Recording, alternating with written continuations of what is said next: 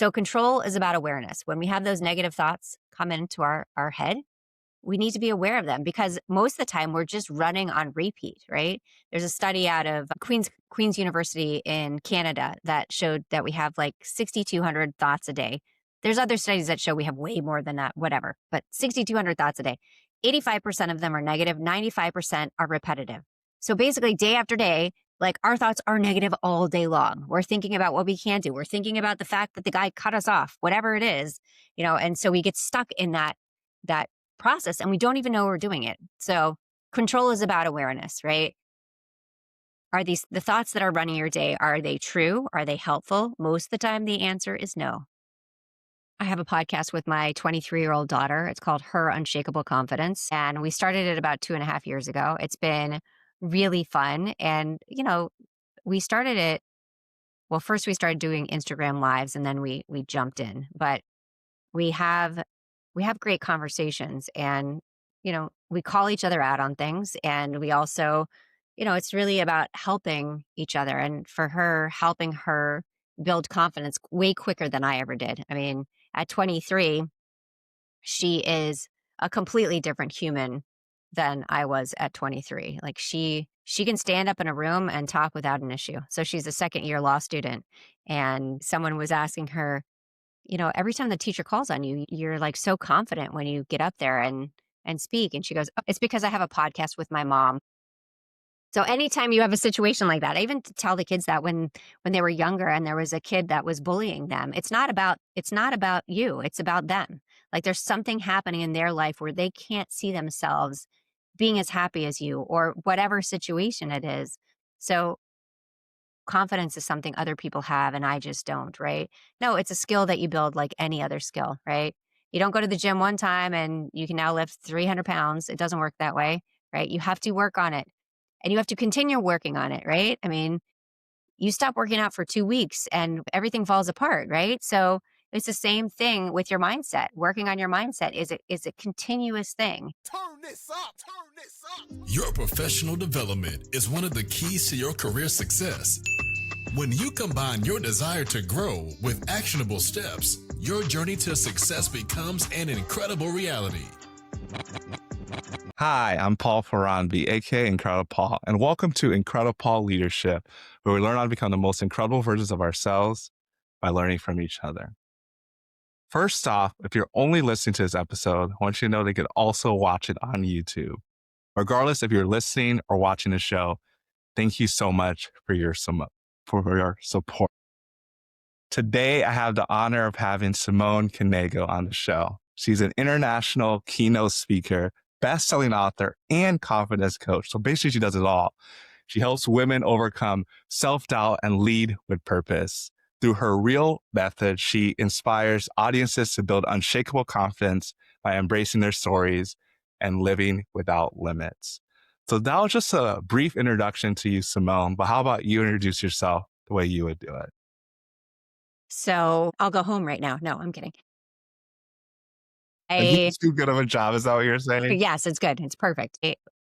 I'm a mom of 6. I've been married to my husband for 32 years. And exactly what you said, I'm a keynote speaker, author, podcast host. I'm actually publishing my second book in February. Started this road.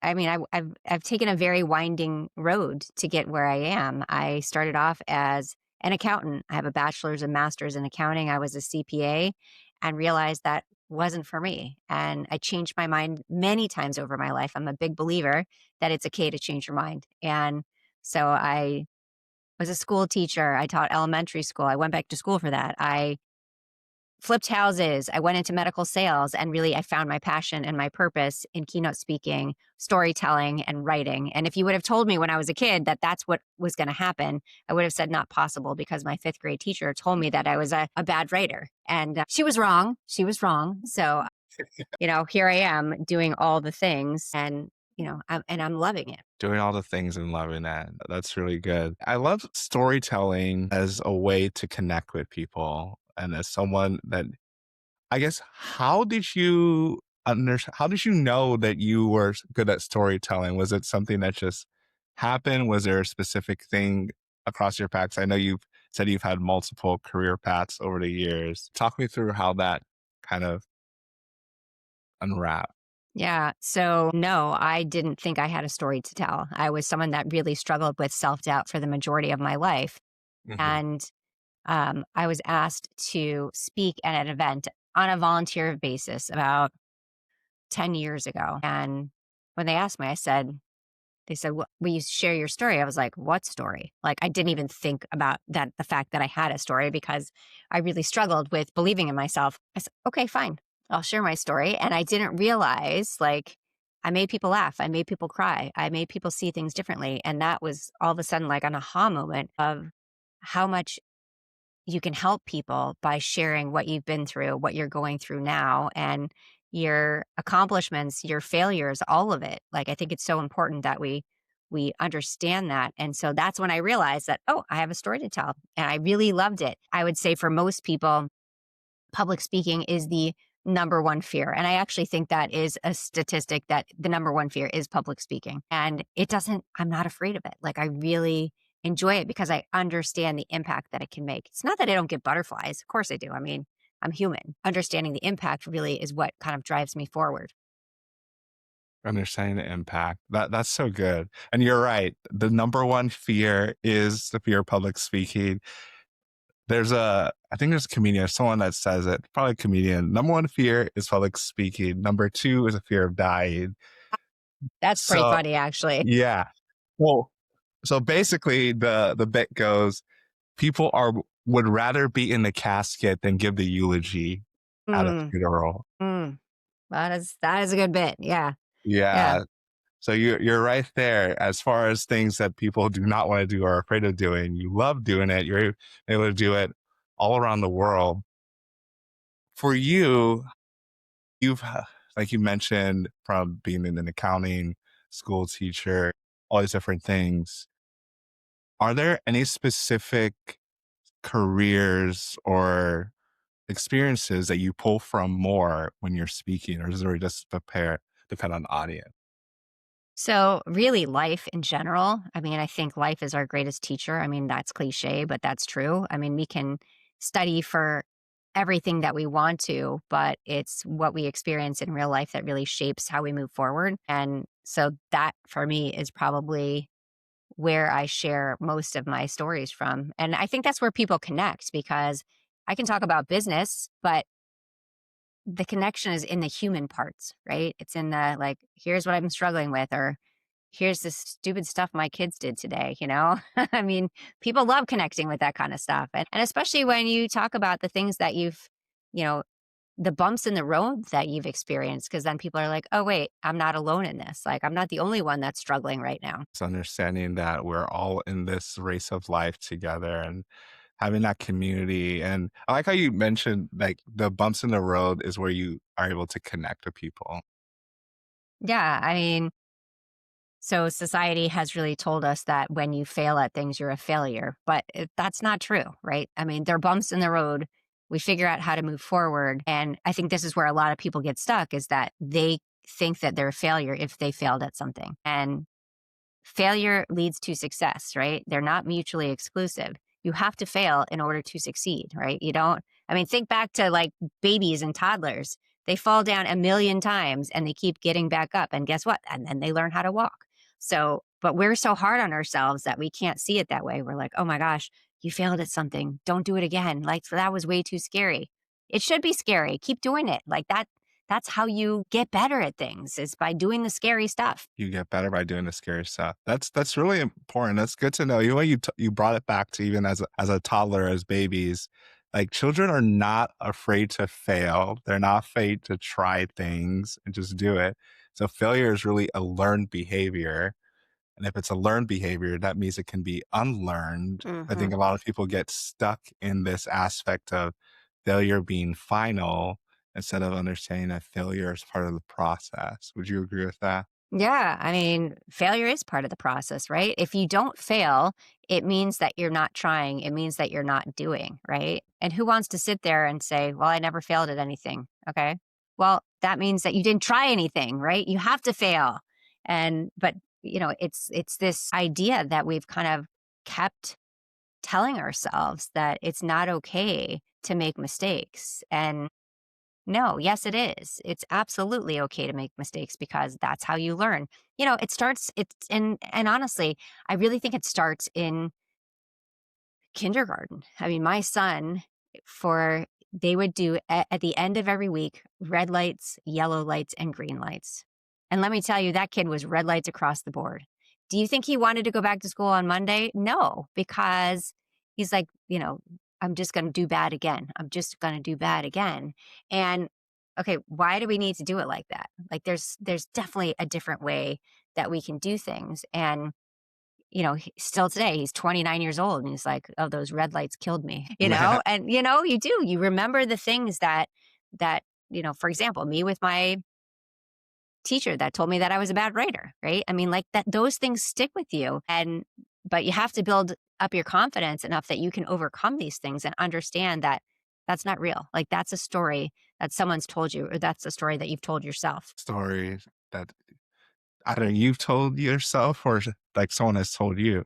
So Hmm. I know we talked a little bit about the negative side of things, either with your son in the red lights in kindergarten or with the teacher that told you you're not a writer. Obviously, he was able to get through kindergarten and you are a writer, going to be a two-time writer. And yeah, I forgot to highlight that. Book is coming out in February. By the time this comes out, the book should already be out. So I want to make sure that that'll get linked in the show notes. So you probably can talk about your book at some point during this too. But I guess, are there any stories you want to tell about maybe you were able to speak into someone or they were able to speak into you and that inspired you along your journey? Yeah, I mean, I think there's so many people that have inspired me. I will tell my mom's story. So, my mom grew up in rural Pennsylvania. Her mom had a sixth grade education. Her dad worked in the coal mines and at a local brewery. And in 10th grade, she walked into a library for the first time. She thought it was a church and it blew her mind. Like she did not know something like this existed. So, I mean, it really changed her entire future. She ended up moving in with another family to help with their kids so that she could save money to be able to go off to college. And in 1957, she got into the University of Pittsburgh and worked three jobs, read all the books. In 1961, she got into the University of Pittsburgh Medical School. And that was very unusual back then. So there were 120 people in her class, five of them were women. And she actually told me last month, she was like, when I got into medical school, the men in the school said that I took a man's place and that I didn't deserve to be there. And I thought, seriously? But yeah, that's how, um, she was treated. And so much of her career was about trying to move forward through self doubt because when everyone else is telling you you don't deserve to be there, it's really hard to build yourself up.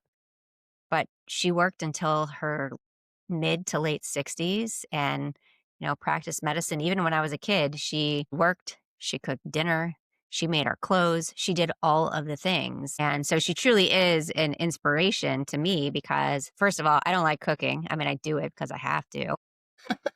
I definitely can't, yeah, I definitely can't sew any clothes. And my plan was to go to medical school. But then in college, when I took organic chemistry, I failed it the first time, took it again, and I got a D. And so I was good at math and I went into accounting. There you go. That's a really cool story about your mother and how she was able to push past the odds and what inspired you. And I'm laughing at organic chemistry. So my background is a chemical engineer. So Okay. I took 2.5 years of chemistry. I like chemistry, but I also understand the struggles of organic chemistry. But that's just a sidebar there. This whole idea of confidence and overcoming self-doubt, especially for my audience, a lot is primarily Gen Z professionals in STEM. I think it's becoming more and more prevalent, especially with social media, because you only see the positive, you see everyone that's doing really well. And so there's this whole idea of imposter syndrome because you're like, I don't belong, I shouldn't be here. I guess, what are some ways, I think you have that real method. I don't know if that's the best way to talk through it, but how are you able to overcome these, the self-doubt or a confidence issue? Yeah. I mean, the first thing I would say is with imposter syndrome, why does everybody else deserve to be there and you don't? Like, does that make any sense? It's so interesting how we'll look at other people and say, oh, yeah, they have it all together. They deserve it. And we look at ourselves and we're like, oh my gosh, we're barely holding on. We don't deserve any of this. So that's really how my real method started. So,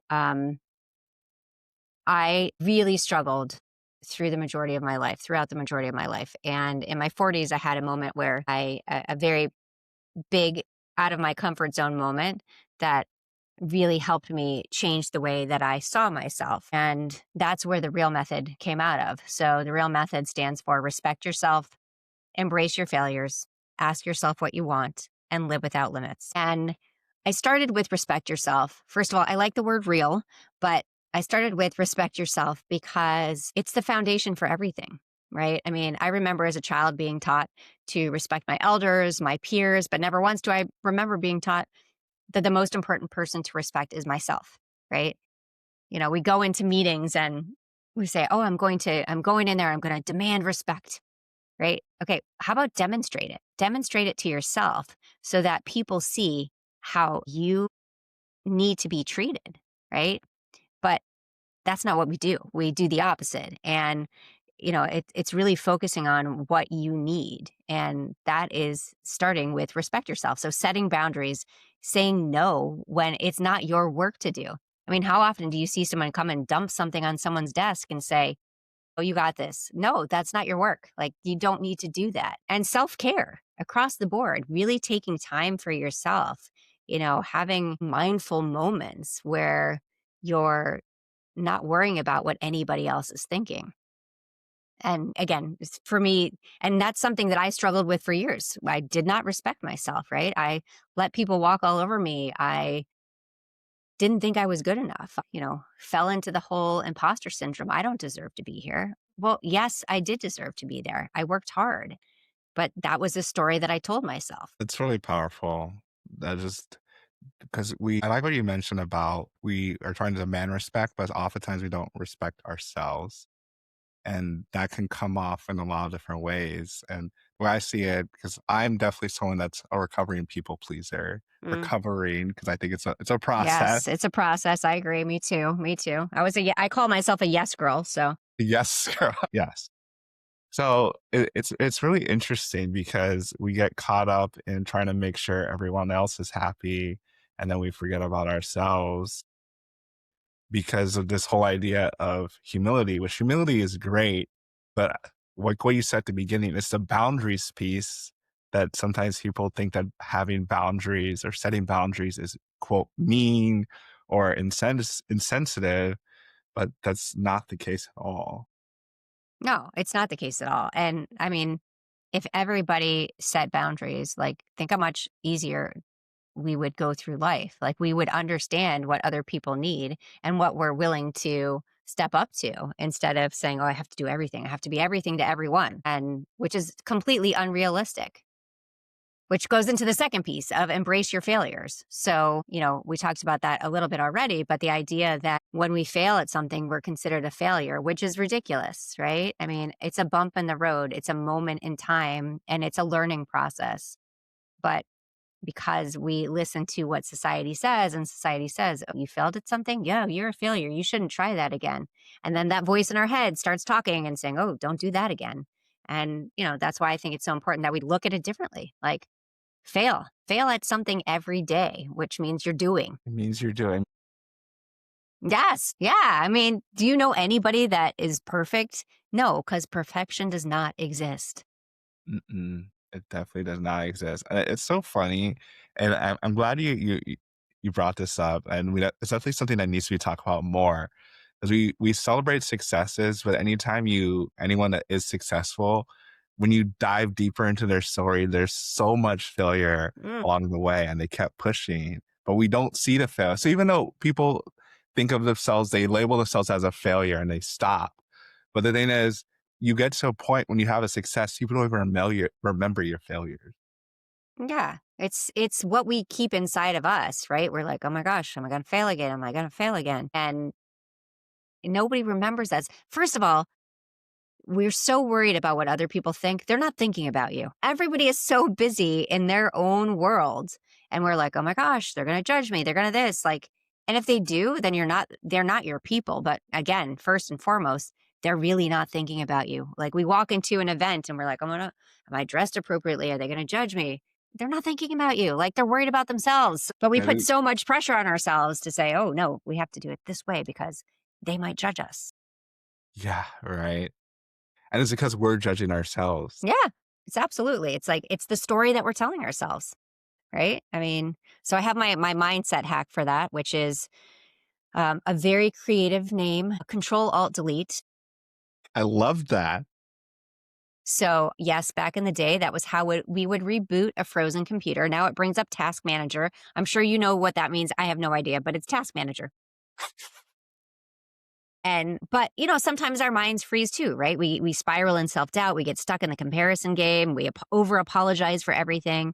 So control is about awareness. When we have those negative thoughts come into our head, we need to be aware of them because most of the time we're just running on repeat, right? There's a study out of Queen's University in Canada that showed that we have like 6,200 thoughts a day. There's other studies that show we have way more than that, whatever, but 6,200 thoughts a day. 85% of them are negative, 95% are repetitive. So basically, day after day, like our thoughts are negative all day long. We're thinking about what we can't do. We're thinking about the fact that the guy cut us off, whatever it is, and so we get stuck in that process and we don't even know we're doing it. So control is about awareness, right? Are the thoughts that are running your day, are they true? Are they helpful? Most of the time, the answer is no. Alt is about alternative. Tell yourself a better story. Instead of I can't, I can. Watch me. Like seriously, watch me. Instead of what if I fail? How about when I succeed? And finally, delete the habits and beliefs that don't serve you. Delete the comparison game. Delete the idea that you're not enough. And delete the apologies. Again, we apologize for everything. And then delete the idea that you need to wait until you feel ready. I love to say that waiting until you feel ready is like waiting for IKEA instructions to actually make sense. It is not going to happen. You have to do it anyways. You have to take action now so that you can move forward. Stop worrying about anything else. Do it. Stop worrying about anything else. Just do it. I love the analogies and the frameworks we have for everything. Especially that key one really got me. Those instructions don't make sense. I might as well just figure it out myself. Yes. And you're going to do it, right? You're not going to sit there with a pile of stuff on the floor and just leave it there. You're going to take action and you're going to do it. So don't wait for the instructions. Don't wait for someone to tell you what to do. I mean, that's part of being a leader. You do it. Even if you don't have the title, that stuff doesn't matter. Yeah.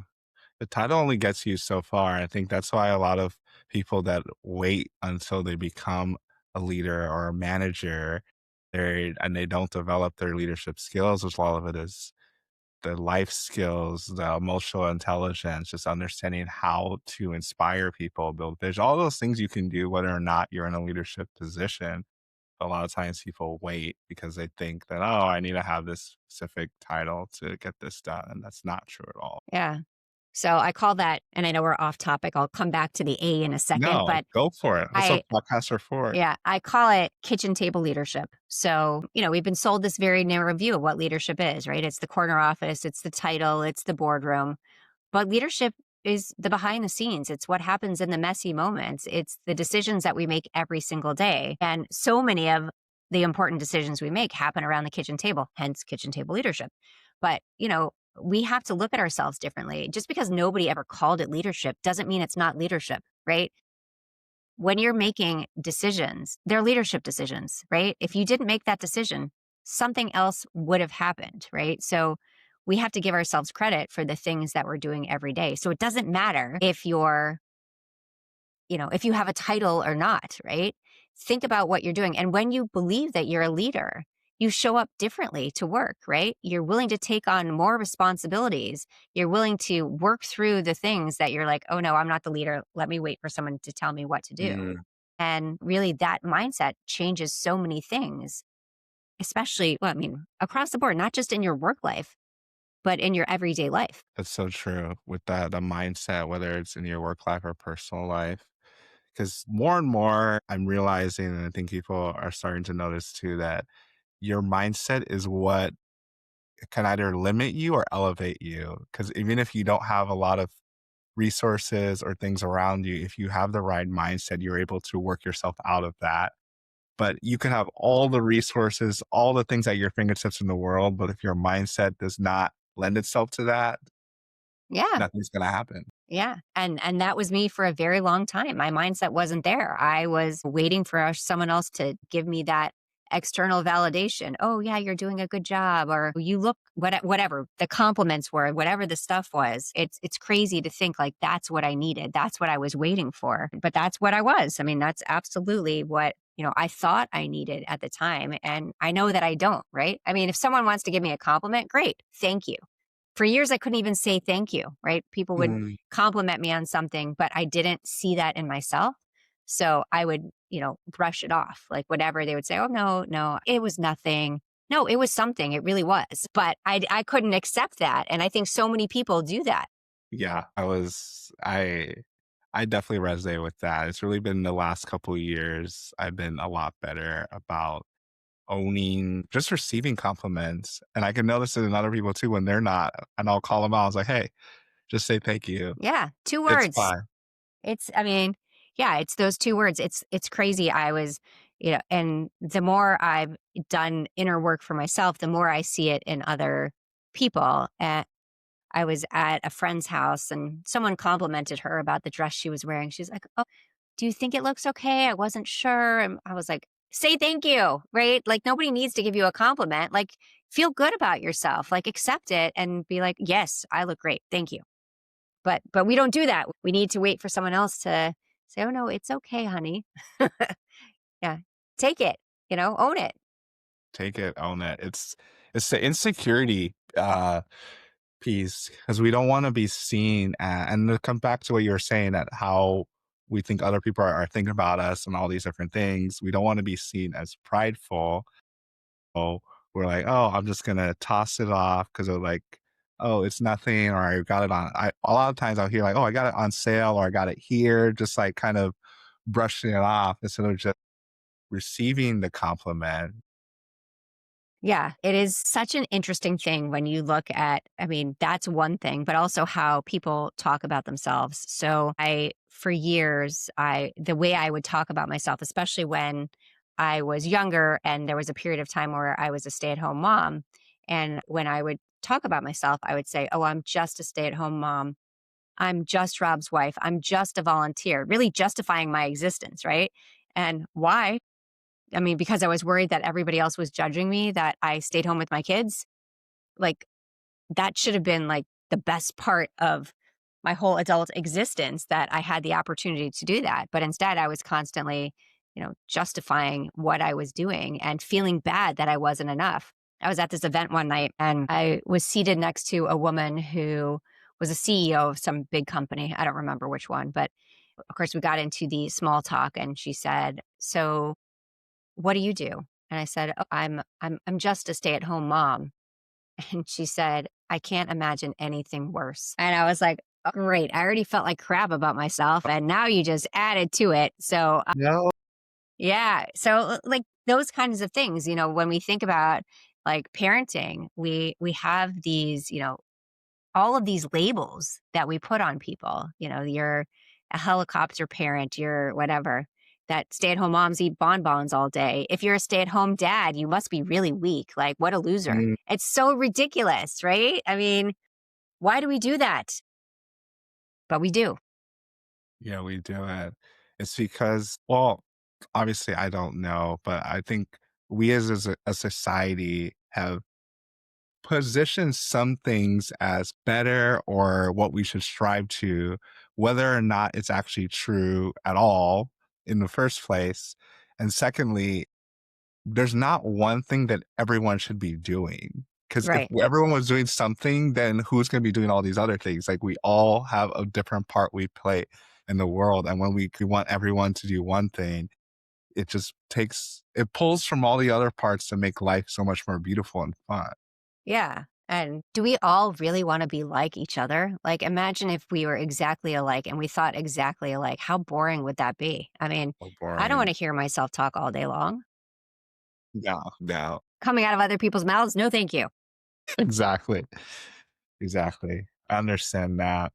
So this is going to be an interesting segue. We're talking about hearing yourself talk made me think of podcasting. And I know you have a podcast as well. And I want to make sure you get to talk about your podcast in addition to the other stuff that you do. Yeah. So I have a podcast with my 23-year-old daughter. It's called Her Unshakable Confidence. And we started it about 2.5 years ago. It's been really fun. And, we started it.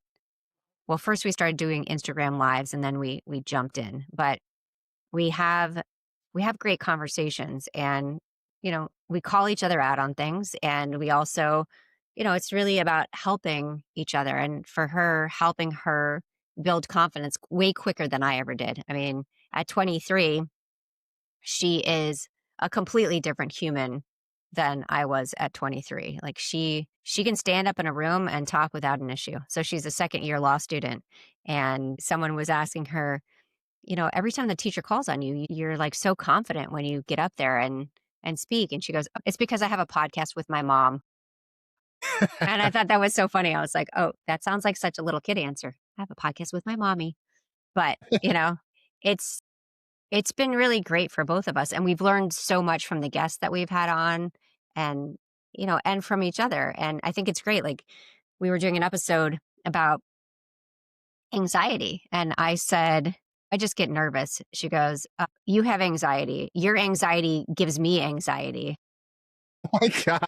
And I was like, okay, and it was good she called me out because I really hadn't understood how it was affecting the people around me. Like when I would get really nervous about something, I would just be like, oh, it's situational. But it wasn't. Like it was truly anxiety. And now I get it. So like it's like at 53 learning more about myself than I ever did when I was younger. It's funny how that works, that people like your daughter is able to point out those things. But I think it's also you being receptive to hear it because I can think of growing up, like I was always, still am a fairly stubborn person in certain things. I've learned when to be stubborn about something, when not to be stubborn about it. But it really wasn't until I got through college, like I probably clicked with all the stuff that my parents were saying. I was like, hey, like maybe some of the stuff that you're being stubborn about doesn't really matter Mm. and you should just let it go. But it's just going through that process and being willing when someone calls it out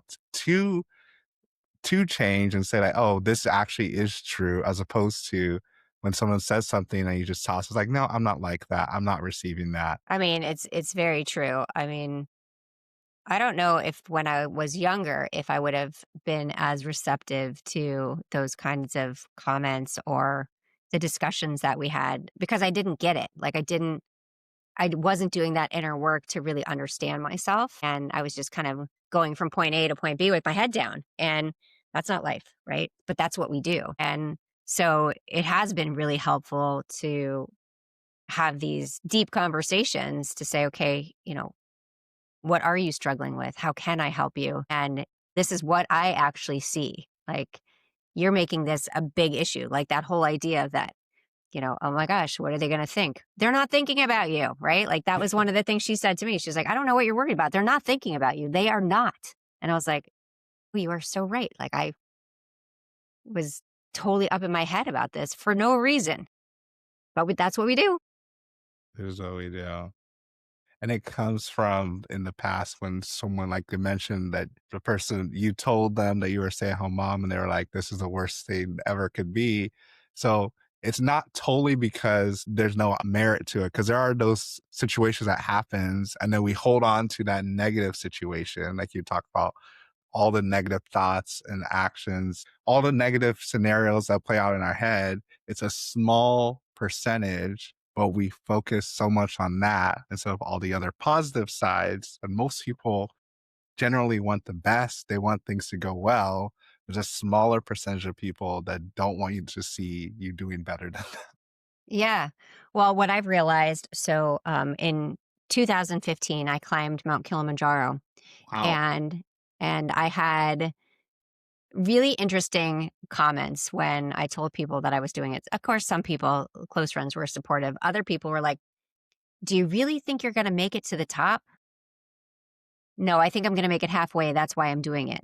But what I realized over time is a lot of in a lot of situations that when people can't see themselves doing something, they don't understand how you could do it. So, advancing in a career or getting chosen to speak on a certain stage, and they're like, "You're the right fit for that." Yeah, I am. But, so we have to understand how to stand up for ourselves in those situations. I also had people say to me, "Don't you think it's really selfish to leave your husband and kids to go climb a mountain? You're not a mountain climber. Like, what if something happens?" It's like, okay, first of all, self care is never selfish. And I think we're covered. Like, they're going to be fine. And then the other comment I got was, "Oh my gosh, you have the best husband in the world." I'm like, "Yes, I know. He's amazing." Well, he's going to stay back while he's working. He's going to take care of your kids while you go climb a mountain. I'm like, "Okay, they're his kids too. I mean, all of them are his kids. Like, we've been married 32 years. So no, he's not staying and watching my kids. He's watching our kids, which is part of a responsibility as a parent." But it's so interesting when you hear people, because they don't think they can do it, then therefore you shouldn't be able to do it. That's such a good thought that you mentioned as they're projecting onto you. Mhm. Wow. So anytime you have a situation like that, I even tell the kids that when they were younger and there was a kid that was bullying them, it's not about you, it's about them. Like, there's Mhm. something happening in their life where they can't see themselves being as happy as you, or whatever situation it is. So, it's, trust me, it's not an easy thing, especially as a kid, to say, "Oh, don't listen to the bully." But, Yeah. it's having a different approach to it, thinking like, "Oh wait, this isn't about me, this is about them.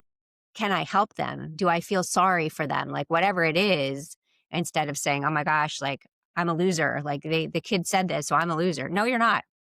It's a huge reframe to understand that it's not, it has nothing to do with you. It's they're projecting onto you. Because like you said, people are thinking of themselves. It comes out as them thinking of you because they don't want to have to position themselves into something that they know they can't do or they Mhm. know they can't achieve. And it's not that they, it's not that they can't do it. They're just scared of it. Mm, And so what I like to say now when people say something weird like that, I'm like, "Come with me. Whatever I'm doing, come with me. Dude, join me. You could absolutely do it, but you have to ask yourself if you want to." Actually, we skipped the last two pieces of my real method. So let me the ask yourself what you want piece and live without limits. So I'm just going to okay. add those in case someone's listening and saying, "You never finished it." Ask yourself what you want, live without limits. That's the end of the reel. Ask yourself what you want, live without limits. That's good. Really good. So yeah. So the first one, the R was what Respect was it? yourself. Respect yourself. And then E was embrace your failures. A is ask yourself what you want, and I use L that is live without limits. live without limits. And that is the method for producing self-confidence. Yeah, it's for building confidence from the inside out. It's the and so often people think, and again, the Gen Z's like, "Well, confidence is something other people have and I just don't," right? No, it's a skill that you build like any other skill, right? You don't go to the gym one time and you can now lift 300 pounds. It doesn't work that way, right? Mm, You have to work on it, and you have to continue working on it, right? I mean, you stop working out for 2 weeks and everything falls apart, right? So mm. it's the same thing with your mindset. Working on your mindset is a continuous thing. And it's not confidence isn't something that everybody else has. It's something that they've built. And when you look at people and say, "Oh, they're so confident," it's not necessarily, right? A lot of times the really loud confidence is they really struggle behind the scenes. And so it's really understanding that you have to build it from where you are. That's so true that you have to build it because I know that's like something that I resonate with growing up painfully shy to now comfortable talking with the person sitting in line. Just everywhere I go, people are like, everyone. It's just because I'm more comfortable just talking with people. There's podcasting, speaking, coaching, all these different things. But that was from being intentional and building my confidence by putting myself in situations that what made me uncomfortable and understanding that people aren't actually thinking of me. And even when they are thinking of me, most of the time they want me to succeed. And if they don't, then that's not someone I even really want in my life. Absolutely. But again, it's a mindset shift, and you have to be ready to put in the work for it. And yeah, don't look at other people and say, yeah, they're just so confident. And, if they truly are confident, it's because they put in the work and they work on it every day. I mean, every day, the way I talk to myself is so different than the way I talked to myself years ago. I mean, I now understand that I need to talk to myself like my best friend. I mean, first of all, I'm going to live with myself for the rest of my life. I need to be my own best friend, right? And I want everybody to think about that. Like, you would say really nice things to your best friend, but you would say mean things to yourself. Does that make any sense at all? Right? So you are your own best friend. You're living with yourself for the rest of your life. Start treating yourself that way. Living with yourself for the rest of your life, start treating yourself that way.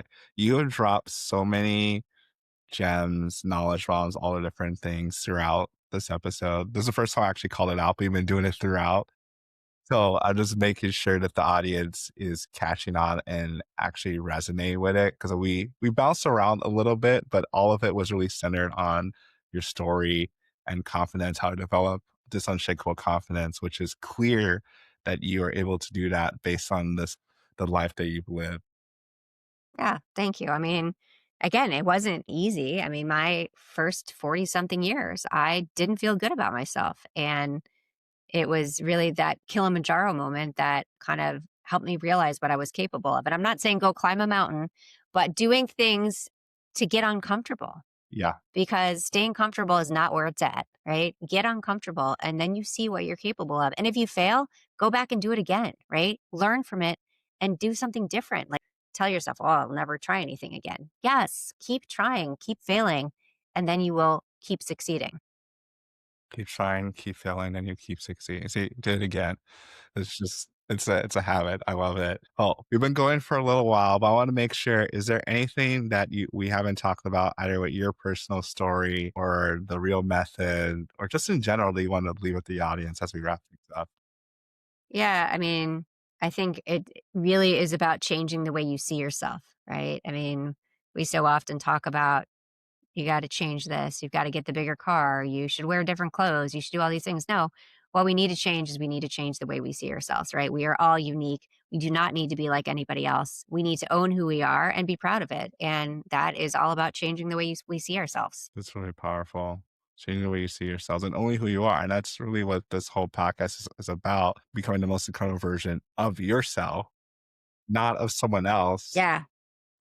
of you. Everybody else is taken, right? I mean, why are we trying to be like other people? Mm. I was funny. I did an episode with my daughter one day and I don't remember what actress we were talking about. And the whole episode was about being yourself and not trying to be someone else. And all of a sudden in the middle of the episode, she said, oh yeah, I'd like to be just like her. I was like, what are you talking about? Like, we just said, like, this is about being yourself. And she's like, oh, see how quickly it goes back to that? I'm like, Uh, yes. Again, you have to catch yourself. Like, you do not need to be anybody else. Yes. And that's why it's a process, like you mentioned, just like working out or doing different things, is you can do all this stuff for such a long time, but if you stop, you start to regress. So you have to make sure you build in this process to continue to do it. It doesn't have to be something that you do every minute, every hour, but something that is consistent, whatever that looks like, that is beneficial for you. Yeah. I mean, it gets easier. I mean, that's the thing too. It's like anything, right? I mean, if we use going to the gym for an analogy, like the first time you go, you're like, oh my gosh, like after 2 minutes, I was dying, right? And the more you go, the more you're like, oh, this isn't so bad. This isn't so bad. And same thing with working on your mindset. Like, it becomes so much easier. You start catching yourself much quicker. You're able to reframe things much quicker because you realize what you're doing. And so it's, at first it's awkward, right? When you say positive affirmations to yourself and you look yourself in the eye in the mirror and you're like, oh my gosh, this is awkward. Yes, it's awkward. Keep doing it, right? Make yourself uncomfortable. Yes, make yourself uncomfortable. That's the key thing. There's no ability to grow without discomfort. No. Yeah. And again, I don't want to, at the end of my life, I don't want to say, I wish I would have. I want to say, I did. So good. Yeah, I have nothing else to add to that. Yeah, that was a mic drop moment really to end things. But I want to make sure people know how to stay connected with you, whether it's your website, social media, whatever it is. What's the best way people stay connected with you? Thanks. So my website, SimoneKnego.com, which is SimoneKnego. And on social media, it's Simone Knego pretty much everywhere. I think Facebook, I'm speaker Simone Knego, but everywhere else, I'm Simone Knego. And even if you search me, you will find me because I am still the only Simone Knego in the world. You can find my new book at realconfidencebook.com. It's available for pre-order, and there's a bunch of bonuses that you get with it if you pre-order. And the last thing I want to offer to your audience is a free copy of the audiobook from my first book. And that you can find at extraordinary.simonekinego.com/book. We love freebies and so thankful that you came on the show to share your wisdom and just the authenticity you bring through your story too. And it's clear that you've lived out what it means to not have the confidence, to have people not believe in you too. Because one thing, not have confidence, but sometimes people come along and be like, yeah, you can do it. But then also have a teacher's like, oh, you can't write. No. Like, Yeah. and yeah. And that's the other thing I want to highlight real quick is that we don't often realize the impact our words have on people earlier on or even later on, because I'm sure your teacher she was just in her mind just stating a fact, but that fact does not negate from what you can achieve in the future. So for everyone listening, I think it's important. First off, don't let what people tell you limit you, but also be intentional and careful about what you are also telling others, because you don't know years down the road what they're going to remember and how that's going to affect them.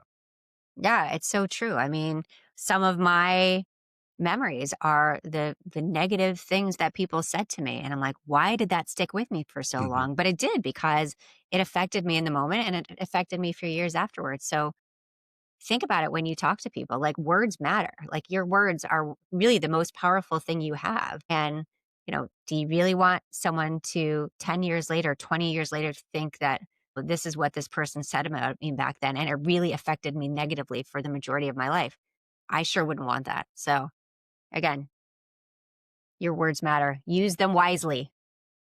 Use your words wisely. Be intentional with your confidence. Make sure that you're surrounding yourself with the right people that are speaking into you as well, because that is something that can detract for you or empower you. Definitely want to make sure everyone listening connect with Simone, get her book. Also listen to her podcast as well, because I know you're going to get a lot of gems. Grow with her, learn how to apply the real method, and you too can be incredible. Be sure to rate and review this podcast on your favorite podcast listening platform. We'll see you here next time. And be incredible. Incredible.